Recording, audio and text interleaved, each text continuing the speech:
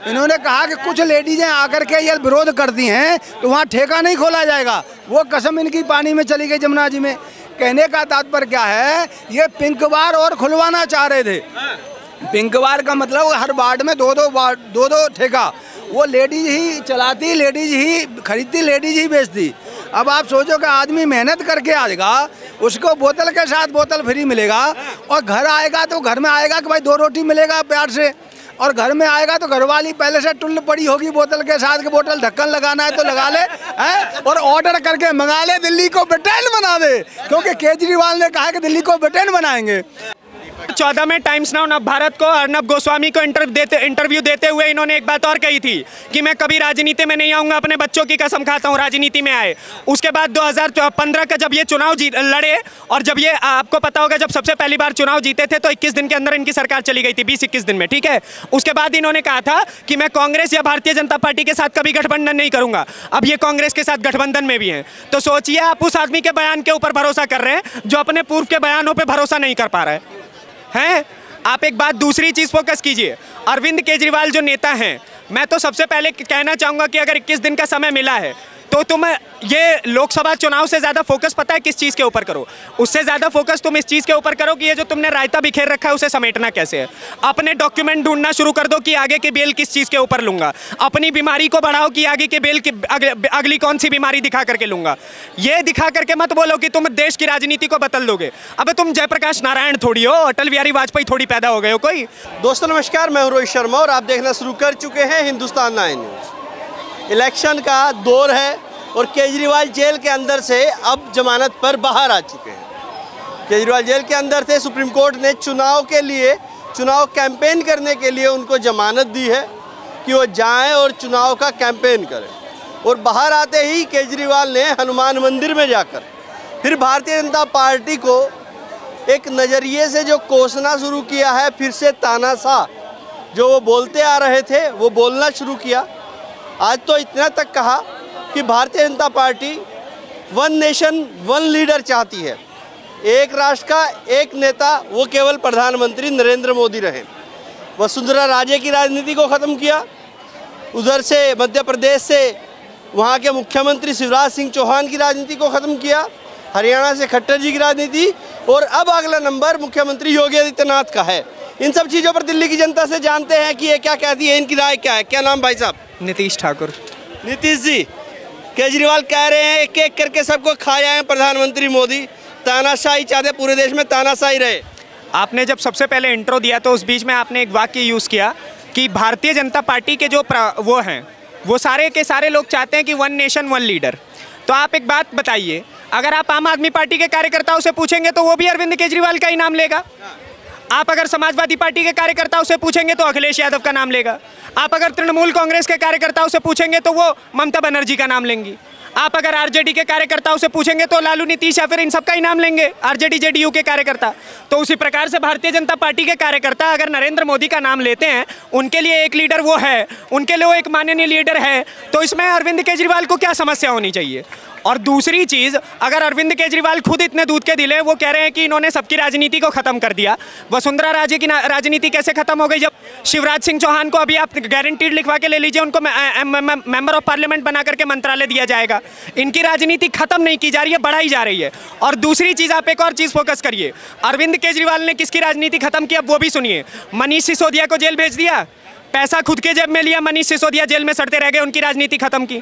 उसके बाद आप चले जाइए, सत्येंद्र जैन की राजनीति खत्म की। उसके बाद आप चले जाइए तो राघव चड्ढा की राजनीति खत्म की, वो बेचारा आँख का ऑपरेशन करवा रहा है विदेश में जाकर के। इतना काला धन उससे नहीं देखा गया जितना इन्होंने इकट्ठा किया हुआ था। तो आप होते कौन है दूसरे के ऊपर सवाल खड़ा करने वाले? आप अपनी पार्टी को चाट के पोंछ के खाते चले जा रहे हैं, दूसरे के ऊपर सवाल खड़ा कर रहे हैं। इसलिए मैं बोलता हूँ कि एक चेहरे के ऊपर कई चेहरे छुपाए बैठे होते हैं लोग। गजब हाल है। लेकिन कह रहे हैं तानाशाह है, तानाशाही रवैया कर रहे हैं प्रधानमंत्री नरेंद्र मोदी, और अब की बार इनकी सरकार जाने वाली है। केजरीवाल कहते हैं कि मैं अपना शरीर का एक एक कतरा और एक एक पल जो मुझे मिला है इस जमानत का वो इस देश के नाम कर दूंगा और देश के अलग अलग हिस्सों में जाऊंगा और लोगों से बताऊंगा कि ये प्रधानमंत्री कितना तानाशाह है। जो खड़ा होकर के ये कह रहे हैं ना कि मैं इस 21 दिन की जमानत में एक एक पल बिना सोए एक एक कतरा अपने शरीर का लगा दूंगा, वो कल तक वो जेल में बैठ करके बोल रहा था कि मुझे डायबिटीज़ है, डायबिटीज़ की गोलियां टाइम पे दे देना। तो आप एक बात बताइए, जो कल तक खुद बीमार बैठा हुआ था वो आज कह रहा है कि मैं 21 दिन बिना सोए काम कर लूँगा, हैं? आप एक बात दूसरी चीज़ फोकस कीजिए।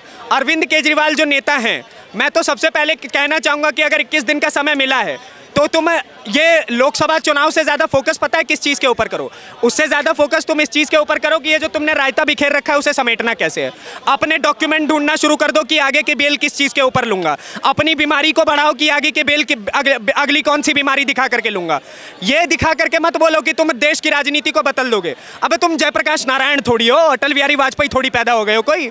तुम एक अरविंद केजरीवाल हो जो शिक्षा मंत्री को शराब मंत्री बना देता है? तुम एक ऐसे नेता हो जो सबसे ज़्यादा घोटाले करने वाला नेता है।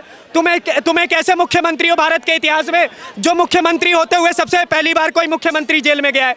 इससे पहले 1996 में जयललिता गई तो वो आपको पता होगा मुख्यमंत्री पद पे नहीं थी, ठीक है। वो आपको पता होना चाहिए कि जब जयललिता अपने मुख्यमंत्री पद पे थी और उनको जेल डाला गया तो उन्होंने इस्तीफा दे दिया। उसके बाद लालू प्रसाद यादव को जेल में डाला गया तो उन्होंने इस्तीफा दे दिया अपने मुख्यमंत्री पद से। उसके बाद साउथ के एक मुख्यमंत्री को जेल में डाला गया, उन्होंने इस्तीफा दे दिया। उसके बाद आप चले जाएंगे अभी हेमंत सोरेन को जेल में डाला गया तो उन्होंने मुख्यमंत्री पद से इस्तीफा दे दिया। लेकिन अरविंद केजरीवाल इतना बड़ा चोर है कि उसको अगर डाला गया तो उसने अभी तक मुख्यमंत्री पद से इस्तीफा नहीं दिया है। और ये वही नेता है जिसका 2012 का बयान मैं आपको कोट करके सुना देता हूँ। इसने कहा था कि अगर किसी नेता के ऊपर आरोप भी लगे तो उसको अपने पद से इस्तीफा दे देना चाहिए। तो अब तुम दे दो इससे बढ़िया इस्तीफा, लेकिन तुम दोगे नहीं क्योंकि तुमको पता है मुख्यमंत्री पद से इस्तीफा दोगे और ईडी की लाठियां इतनी जोर से पड़ेगी तुम सोच भी नहीं पाओगे। लेकिन वो कहते हैं कि भैया मैं कोई मुख्यमंत्री प्रधानमंत्री बनने नहीं आया हूँ, मैं तो इस देश का भला करने आया हूँ, इस देश को बचाने आया हूँ। मैं कमिश्नर के पद पर तैनात था, अरविंद केजरीवाल ने कहा है। अगर मुझे कुछ करना होता तो मैं वहीं रह लेता। 2014 में टाइम्स नाउ भारत को अर्नब गोस्वामी को इंटरव्यू देते हुए इन्होंने एक बात और कही थी कि मैं कभी राजनीति में नहीं आऊंगा, अपने बच्चों की कसम खाता हूं राजनीति में आए। उसके बाद 2015 का जब ये चुनाव लड़े और जब ये आपको पता होगा जब सबसे पहली बार चुनाव जीते थे तो 21 दिन के अंदर इनकी सरकार चली गई थी, 20-21 दिन में, ठीक है।